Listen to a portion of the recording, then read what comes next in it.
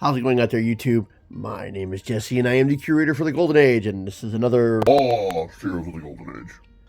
Yes, this is another Lost Heroes of the Golden Age, and this time we're doing... Once upon a midnight dreary, while I ponder weak and weary over the many quaint and curious volumes of forgotten lore. Wait, this sounds familiar. While I nodded, nearly napping, suddenly there came a tapping, as if one gently rapping at my chamber door. I know this from somewhere. "'Tis some visitor," I muttered, tapping at my chamber door. Only this and nothing more. And nothing more. Are you quoting Edgar Allan Poe? To quote the Raven, nevermore. Why?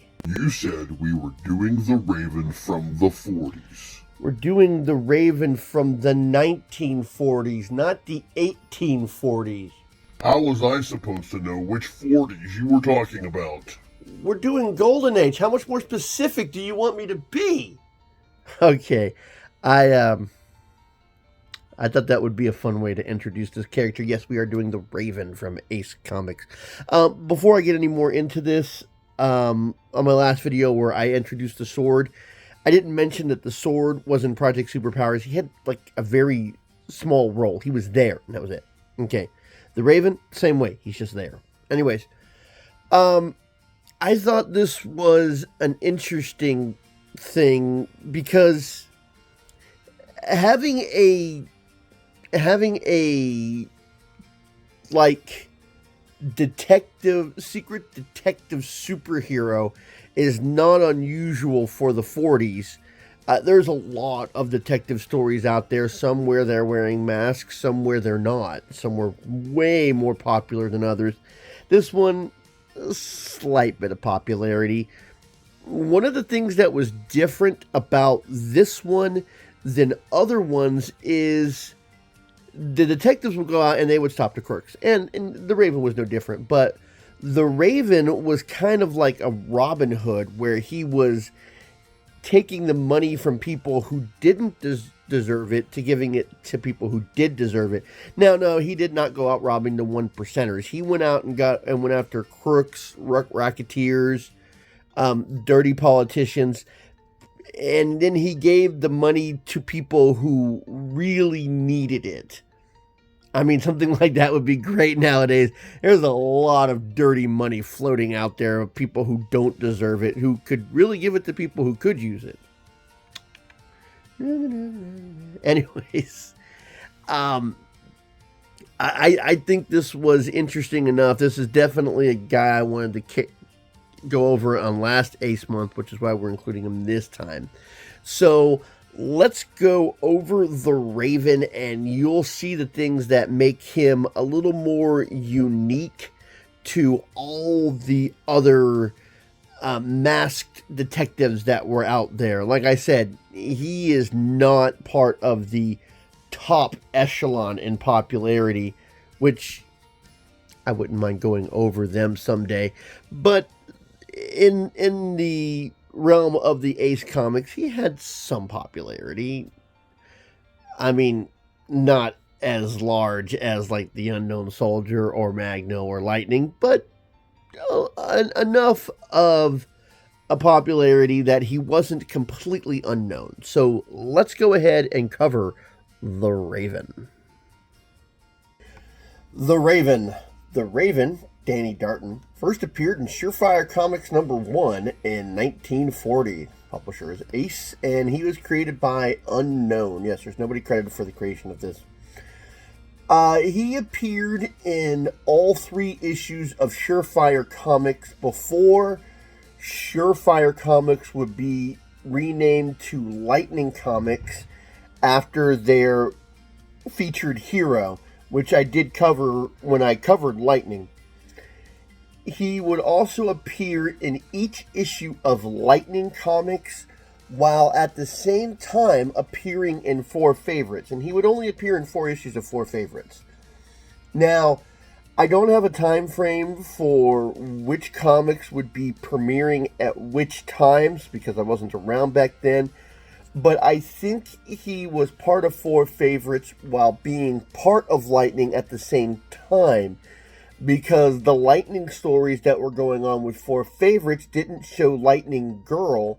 And Lightning Girl wouldn't appear until Lightning Comics Volume 3, and she wasn't in any of the Lightning stories, so I believe that Volume 3 hadn't come out yet while he was part of Four Favorites. So I will say that Volume 3, Number 1, which was the only issue of Volume 3 in Lightning Comics, was his final appearance.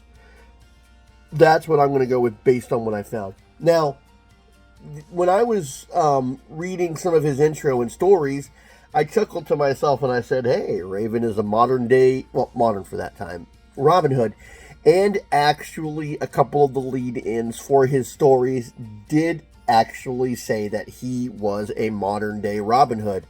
He stole from crooked people and criminals, not rich people who got their money properly, but people who got their money through ill-gotten gains.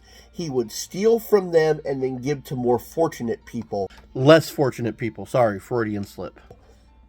Now, there are only two people who knew who he was. It's an assistant called Mike, which I'm saying is more like a valet.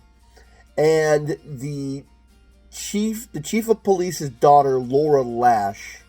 Now, it's funny, she did not know who the Raven was at first. In all 3 issues of Surefire Comics, she didn't know that he was the Raven. Of course, I think she suspected by issue number 3.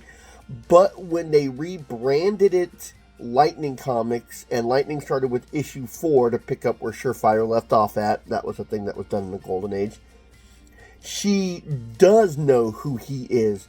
So somewhere in between Surefire ending and Lightning beginning, she finds out, but it's never outright stated how she found out that he was the Raven. Like I said, I'll show you the last part of Surefire Comics number 3, so you can see that how she may have had a suspect. Now, it's kind of interesting. In the last issue of Surefire number 3, it says that the Raven will return in another Surefire Comics. They didn't make any more.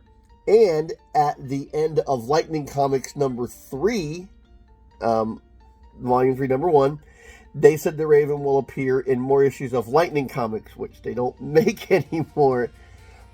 But another reason why I think the appearance of Four Favorites was happening at the same time as Lightning is in the Four Favorite comics, it said read more Raven stories in the next issue of Lightning Comics. So they were advertising that he was in Lightning Comics while he was in Four Favorites, but different stories.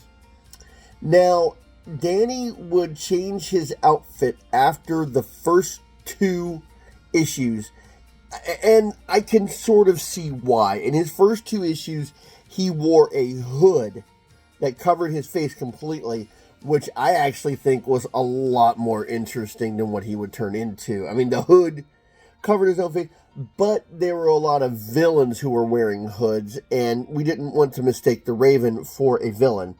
So he would change to a more modern kind of masking where the mask would cover over his eyes and stop at his nose, and his lower half of his face would be seen, like a lot of modern day superheroes. Think Batman for the best representation of that. Now, the Raven, who in Project Superpowers in the future would be called Mr. Raven because they didn't want being sued by DC for the having Raven. He would go by Mr. Raven. He would appear in Project Superpowers, but he didn't have any speaking roles. He was just part of the Mystery Men. Now, while going through the research, they say that the Raven was inspired by Moon Man. Now, I don't really know anything about Moon Man. I know he comes out of Pulp Culture Comics. I know that he was the son of the police chief who robbed from bad guys and gave the money to poor people. So this was the inspiration for Raven, and at least the very first appearance and kind of origin story, which we're going to go over, will show you, because the first story was based on one of the Moon Man stories. May have actually been the first one. Now, as I was saying, he's a modern day Robin Hood. He robbed from the rich and gave to the poor, but he didn't he robbed from bad people. Let's see, regular crooks, racketeers, people setting up false charities, politicians trying to buy votes. He even took money from a guy who was trying to fix a boxing match. So these people didn't get their money properly, and he stole from them to give to rich people. The police also didn't like him because, number one, he was a vigilante. Number two, he was stealing money. And some of the people that he stole money from looked like prominent members of society. But if you're a prominent member of society, the Raven wouldn't be coming after you. Now it's kind of funny. Pardon me. Laura Lash was dating Danny, and he even said, "Hey, when are we going to get married?" And she said, "After you catch the Raven." And that was her stance for the first 3 issues of Surefire Comics. So it seems kind of interesting that at the start of Lightning Comics, she did know, but she never made mention of, "Hey, we can get married now," or "Remember I told you." Now, they did make a mistake in the intro box of publishing the first issue of Lightning. They said the only person who knew was Laura Lash. And in that very same issue, you see Mike later on, and the Raven's talking to him. But in the very next issue of Lightning Comics, Volume 1, Number 5, they corrected and they said his assistant and Laura both knew. The chief of police never actually knew, but I don't know if he might have had his suspicions. But let's go ahead and cover his first appearance. We don't need to go over his Project Superpower appearance. He appeared in a couple of issues, a couple of pages, along with the Mystery Men. Never said anything, wasn't very impactful. I hear he was introduced in Project Superpower number 0 as being part of the Mystery Men, but like I said, he was just there just so they could feature all the ace characters. So let's see. It says at first Lola was suspicious of the masked alter ego, but eventually changed her views and started to join him in secret, since her father wouldn't be happy if he knew. Now, he didn't have any superpowers, and he did carry a pistol and a pocket knife. I don't think he killed anybody, but he wouldn't hesitate if he needed to. He only had one person that would be considered an arch enemy, and that was the Lizard. So let's go ahead. I know this lead-in is getting pretty wild. I want to make sure that I cover everything, and I don't want to leave anything out. And even then, I don't always get everything. So let's go ahead and cover his first appearance. It's not a very long one. It's 7 pages, which for... I don't want to say that's unusual. I've seen an origin story that was 5 pages. Okay, so let's go ahead and cover this first appearance, and then with that, you'll know everything that I know about the Raven. One more thing I forgot to mention. He had a couple of cover appearances, but he never owned the cover on his own. 4 Favorites always showed all the heroes in the story as part of the cover. He never had a featured story. So let's get on to the first appearance. The Raven, Master Avenger, preys on the clever crooks that the law can't touch. He daringly takes their ill-gotten gains from them and gives them back to the victims. The bold Raven is loved by the weak and helpless, feared and hated by all criminals, and pursued by the law. That's a pretty good sum up. And here you'll see his first outfit, which I actually like a lot better than his later one. Stealthily, the Raven opens the door of the library of Alan Reynolds, crooked stock promoter. Why did I read Alien? His sensitive finger quickly works the combination of the small wall safe. And then we see this guy come in, and he seems to have a flashlight, but in the next picture... Is this supposed to be a gun? Because in this frame, when he opens the door, it looks like a flashlight. And then in the next panel, it looks like he's trying to fire a gun off in the air, and the Raven stops him. Okay. He stops the guy now to get back to the hideout and see that the money is given back to the rightful owner. So he takes money out of here. And we see him with his partner, Mike. Mike, be sure that these packages get to all of Reynolds' victims. Gee, boss, you're a swell guy. Those people sure need the dough. So, as he writes this letter, Mr. Wells, I'll read the letter. Mr. Wells, I know that you have taken $5,000 for a bogus charity. You are not getting away with it. Have $5,000 on your library table at midnight tonight, or you'll, I think it's suffer the consequences of the Raven. So he makes sure, he tells Mike to make sure the letter is delivered, and he changes into his civilian outfit, which seems to closely mimic his Raven outfit. I mean, Raven's wearing purple, he's wearing purple. Just slightly dressed down just a little bit to change. And then he shows up at, he's a detective sergeant, or a sergeant detective, something like that. So he goes in here and he sees the lady he's dating, Laura Lash. Well, hello, darling. I didn't know you were here. This is the only place I can see you these days. You've been very neglectful, Danny. Well, you see, the Raven case keeps me busy.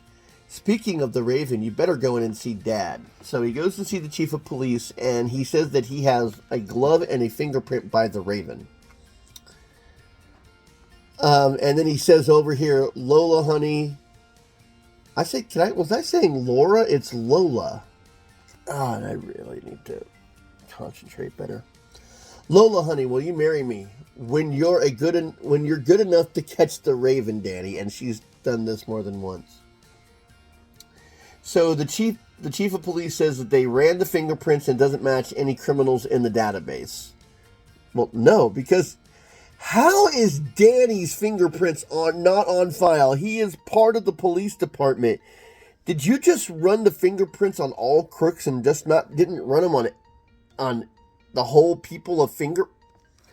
I know that nowadays when you have fingerprints on file, you run the fingerprints against all fingerprints that you have a database for. So Danny's fingerprint should definitely been on file, and it definitely should have matched up.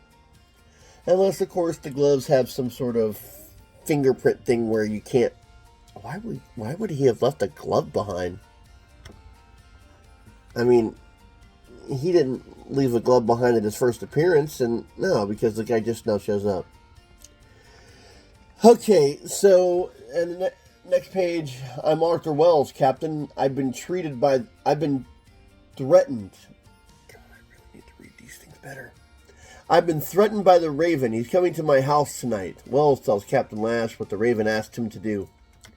So the captain tells him to go ahead and leave the $5,000 on the table, and we're going to set up a sting to catch him. Now the police are getting ready to head out, and Lola asks, she is not a police officer. Why can't I go along too? Because you're not a police officer. It doesn't matter if your father's the chief of police. You are not a police officer. You wouldn't come on the sting. Why did she think she would? And then over here, they can't do that to me. I'll follow them in my own car. You are being stupid and ridiculous. You are not a police officer. The most you can do is get in the way. I get annoyed by people in the golden age making illogical choices and illogical decisions. She's not a police officer. She wouldn't be in part of the investigation. She shouldn't come along with the police. She shouldn't be involved in any way. Yet she inserts herself. Now, she arrives at the mansion just in time to see a man leave a high-powered car out front with the engine running. And apparently, she gets there before the cops because the cops don't see any of this. It looks like she's there before the cops. Lola follows the cab to a slum section of the town, still wondering what all this will lead to. So she follows Mike, and it actually gets into the Raven's hideout. But the Raven and the police are at Wells' mansion.